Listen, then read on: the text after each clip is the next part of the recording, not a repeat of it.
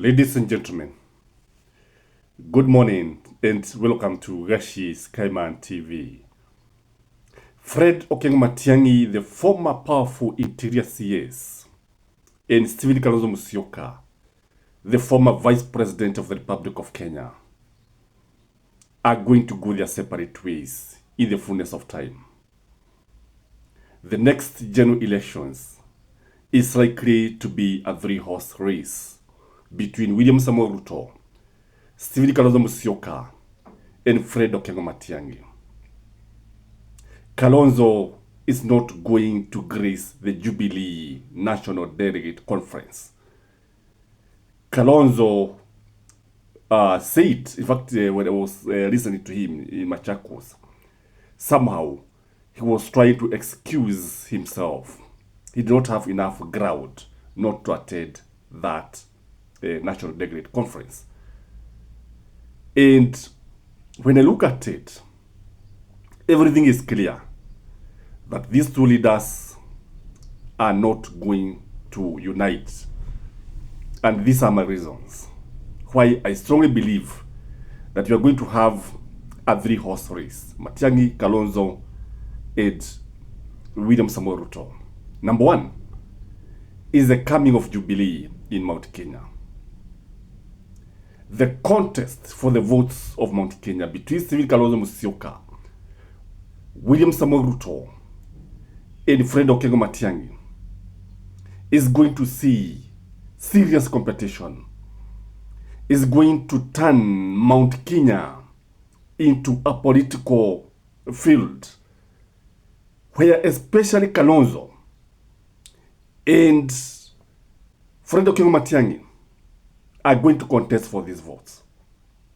The coming of Jubilee is not good for the opposition, if you ask me. Because Uhuru Muigai Kenyatta is supporting Fred Matiang'I. Stephen Kalonzo Musyoka seems to be favored by Gachagua. When I look at Mount Kenya, Matiang'I strongly believe, Matiang'I team, let me call them Matiang'I team, strongly believe that Uhuru Muigai Kenyatta is going to determine the voting pattern of Mount Kenya. People are likely to listen to Uhuru Muigai Kenyatta than Rigathi Gachagua. Kalonzo's team strongly believe that Gachagua is the kingpin of the mountain. And whoever will be supported by Gachagua can support Stephen Kalonzo Musyoka. I don't know what you think from where you sit. Between Uhuru Muigai Kenyatta and Fred Matiang'I, not Fred Matiang'I, between Uhuru Muigai Kenyatta and Rigathi Gachagua, who has the control of the mountain? Because in my view, it is Rigathi Gachagua. Uhuru Muigai Kenyatta has not been active politically speaking, but his influence cannot be ignored. His political direction cannot be ignored. One thing I know about Uhuru Muigai Kenyatta, there is no time we are going to see him in the campaign trail, campaigning for Fred Matiang'I. But that contest for Mount Kenya votes is likely to split the opposition. And who will carry the day? Number two reason why I strongly believe that Gachagua and Kalonzo will be on one side and Matiang'I on the other is because DCP and Jubilee will be contesting for the same votes. The bedrock for DCP is Kirinyaga, Meru, Tharaka Nithi, Nyandarua, Nairobi, Kiambu, Murang'a, Laikipia, Nimit. All these are Mount Kenya areas. This is also the stronghold of Jubilee. Some people may argue that Jubilee is dead. Jubilee cannot be dead when Uhuru Muigai Kenyatta is there.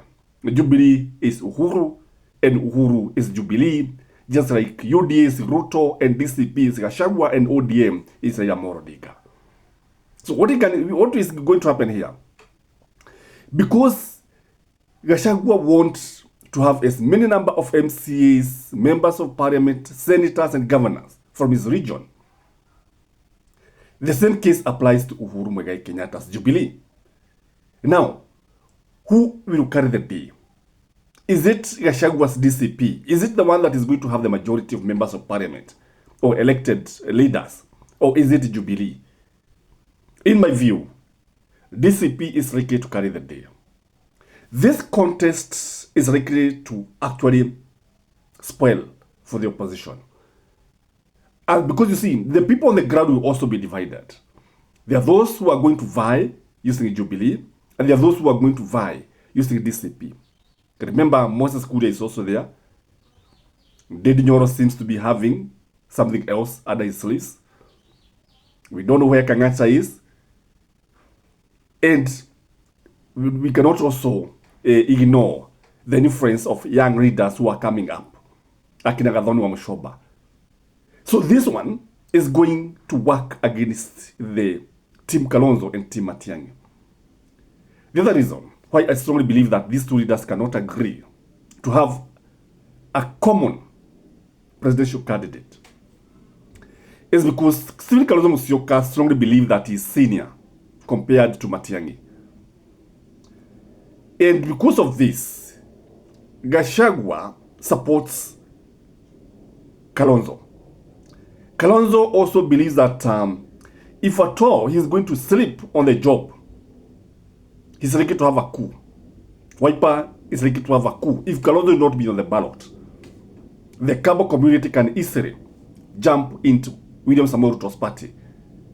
And because Kalonzo want to have an appeal, want to be relevant politically speaking in this country, he must be on the ballot.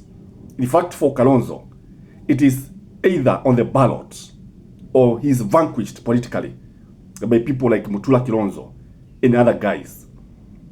So there's no way he's going to give in. There's no way he's going to allow Matiang'I to be the presidential candidate. Matiang'I, on the other hand, strongly believe that he is more popular than Stephen Kalonzo Musyoka. Matiang'I strongly believe, and I think somehow it's true, that the majority of Kenyans are behind him. Matiang'I strongly believe that the Gen Zs can vote for him.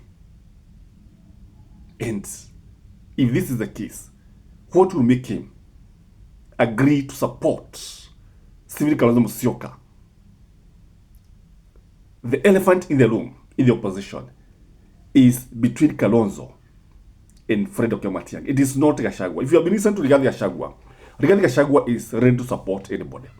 But he is also giving very serious conditions. Tough conditions. That you must come with numbers. You must come with votes. You must put something on the basket so that you can be supported by Gachagua and his community. So maybe in this video, I want us to make a voting. Let's vote between Kalonzo and Matiang'I. And feel free to say, if there is a 3-horse race, we know there are others, but we know the front runners are Matiang'I, Kalonzo, and William Samoei Ruto. Vote for your candidate, including William Samoei Ruto.